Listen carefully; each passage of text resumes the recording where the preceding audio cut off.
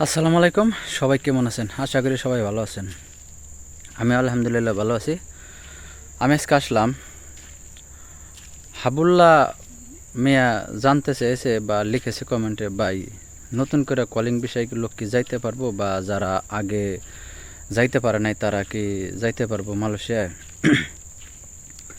তবে শুধু একজনের জন্য না, সকল ভাইদের উদ্দেশ্য করে আমি বলবো বা আপনাদেরকে আমি জানাই, বর্তমান যে নতুন করে কলিং ভিসা মালয়েশিয়া সরকার খুলছে আপনার কৃষি খাতে আর পাম বাগানে।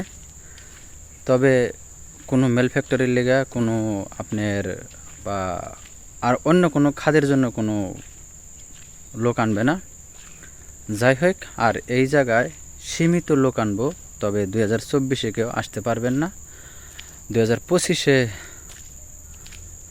আসতে পারবেন ইনশাল্লাহ, ফ্ল্যাট চালু হইব। তবে এই বিষয়ে কিছু কথা বলি। আপনার যে 2-4 লাখ লোক আনবো তা না, আপনার আরও অনেকবারই বলেছি, আপনার 60,000 লোক আনবো, 16টা সোর্স কান্ট্রির থেকে, সাথে বাংলাদেশও আছে। তবে আপনার হিসাব করেন ভাগে কত হাজার করে লোক পেছে। যাই হোক, 3 থেকে 4 হাজার লোক বাংলাদেশ থেকে আপনারা আসতে পারবেন এই কৃষিখাতের বিষয়। তবে আপনারা, আমরা তো ভাই হতাশ হয়ে পড়ি কোনো জায়গায় যাওয়ার জন্য, যদি শুনি বলে অমুক দেশে যাওয়ার জন্য ভিসা খুলছে, তবে টাকার দিকে না তাকাইয়া শুধু বলি কবে পাঠাইতে পারবেন, কত টাকা নেবেন, আমাদের তাড়াতাড়ি পাঠিয়ে দেন। আমরা বাংলাদেশে থাকার সময় মনে করি আমাদের জন্য বাংলাদেশ অনেক বড় কষ্টের। তবে না ভাই, আপনারা এটা কখনোই ভাবেন না, রিজিকের মালিক আল্লাহ। আর আপনারা যারা শুধু মালয়েশিয়া না, যে কোনো দেশে প্রবাসের লিগে আপনারা প্রস্তুতি নিছেন বা যাবেন, সবাইকে অনুরোধ করব আপনারা আগে দালালের কাছে জিজ্ঞাসা করবেন বেসিক বেতন কত, কত বছর থাকা যাব, আপনার কোম্পানির ফ্যাসিলিটি, কোম্পানির সুযোগ সুবিধা, এরপরে মেডিকেল, এরপরে আপনার আরও অনেক কিছু আছে। তবে আপনারা আসার পরে জানতে পারবেন। তবে আমি যেগুলা বললাম এগুলা খুবই ইম্পর্টেন্ট বা এগুলা খুবই জরুরি দরকার, এগুলা থাকাই লাগবে। এই সমস্ত আপনার বিভিন্ন ধরনের সুযোগ সুবিধা, যেমন থাকা, এরপরে খাওয়া, এরপরে মেডিকেল, ইন্স্যুরেন্স, এমসি, এরপরে বেসিক বেতন কত, আপনার স্যালারি যেটার বলে, এবং কি প্রত্যেক মাসে মাসে বেতন দেব কিনা, আপনার কত বছর থাকা যাব, কি কাজ আপনারা। এরপরে ডিমান্ড করবেন কত হাজার টাকা নেব যাওয়ার জন্য। আপনার সাপোজ যদি 2 বছরের কন্ট্রাক্ট থাকে, আপনার যদি 500 টাকা বেসিক স্যালারি থাকে, যেমন বাংলার 10,000 বা 15,000 টাকা আপনার বেসিক বেতন, সেই ক্ষেত্রে আপনি যদি 5 লক্ষ টাকা দিয়ে আসেন, তাহলে আপনি হিসাব করেন 2 বছরে কি আপনি চালান উঠাইতে পারবেন?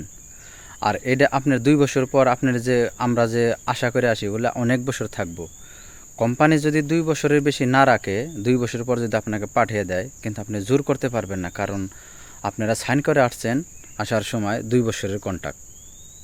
তাই কোম্পানির উপরে আপনি কোনো কিছু করতে পারবেন না। তখন বাধ্য হয়ে আপনি হয়তো দেশে গেলেও বিপদে পড়বেন, বা বিদেশে থাকলেও বিপদ, আপনার পাসপোর্ট ছাড়া বা অবৈধ হয়ে থাকা লাগবে। কিন্তু অবৈধ হয়ে থাকা যে কত একটা যন্ত্রণা যারা থাকে তারাই ভালো জানে। যাই হোক, তবে আপনারা যারা নতুন করে মালয়েশিয়া আসার জন্য প্রস্তুতি নেবেন, খুবই সতর্কভাবে যাই না শুনাই। তবে 2024-এ কেউ আসতে পারবেন না। আর আপনারা অচর নচর বা কেউ টাকা জমা দিবেন না, তাহলে আপনারা ধরা খাইবেন। কারণ সীমিত লোক এগুলা হয়তো, আর বাইরে গেছে যারা মালয়েশিয়া আসতে পারে নাই, তারা কি আসতে পারবো? অবশ্যই তারাও আসতে পারবো, কিন্তু এই জায়গায় লোক আনবো সীমিত। আর এখনও আসার বাকি আছে 17,000 লোক, ঠিক আছে? তবে এই ক্ষেত্রে আপনার এখন কে আসতে পারবো কে পারবো না, সেটা যার যার ভাগ্যের উপরে নির্ভর করছে, বা যার রিজিক আছে মালয়েশিয়া সেই আসতে পারবো। তবে সবাই আসতে পারবে ইনশাল্লাহ। এই জায়গায় কোনো মানা নাই বা বাধা নাই বলে অমুকে আপনি অ্যাপ্লাই করছিলেন আগে আপনি আসতে পারবেন না, না। আপনাকে যদি অফিস থেকে পাঠায় ইনশাল্লাহ আসতে পারবেন। আর যারা আসতে পারেন নাই, এখন এটা সুযোগ, বাংলাদেশের সরকার পরিবর্তন হয়েছে, কোনো সিন্ডিকেট নাই বা ছাত্রদের হাতে সব কিছু। তবে আপনারা অফিসে বা আপনারা ছাত্রদের সাথে যোগাযোগ করেন, বা যে বর্তমান সরকার নতুন গঠিত হয়েছে তাদের সাথে আপনারা যেভাবে হোক যোগাযোগ করে আপনারা যে সকল কর্মী মালয়েশিয়াতে আসতে পারেন নাই তারা সবাই আপনারা চেষ্টা করেন টাকা ওঠানোর জন্য। তবে আপনারা যদি চেষ্টা করেন তাহলে এই মুহূর্তে আপনারা টাকা উঠাইতে পারবেন, কারণ বাংলাদেশে কোনো সিন্ডিকেট নাই। আর যারা অফিসের লাইসেন্সদারি তারা অবশ্যই তো আছে, তারা তো আর অফিস ছেড়ে বাইকে যাবে না, তাদের একটা ব্যবসা। হয়তো আপনাদের টাকা ফেরত দিব, কম বেশ যাই কিছু, তবে আপনারা চেষ্টা করেন টাকা ফেরত নেওয়ার জন্য। তবে বর্তমান মালয়েশিয়া না আসাটাই ভালো মনে করি, কারণ যারা আসছে তারাই কাদাকাটি করবার লাগছে, আর যারা মালয়েশিয়া আছে অনেক বিপদে আছে, কারণ কাজ খুবই কম, কাজ নাই বললেই চলে মালয়েশিয়াতে। যাই হোক ভাই, ভিডিওটা অনেক লং হয়ে গেছে, তবে একটা ভিডিওতে অনেক কিছুই বলা লাগে কিন্তু বলতে পারি না সময়ের অভাবে। আর ভিডিওটা লং হয়ে গেলে পরে কেউ দেখতে চায় না, কারণ বিরক্ত মনে করে। যাই হোক, আজকের ভিডিওটা এই পর্যন্তই।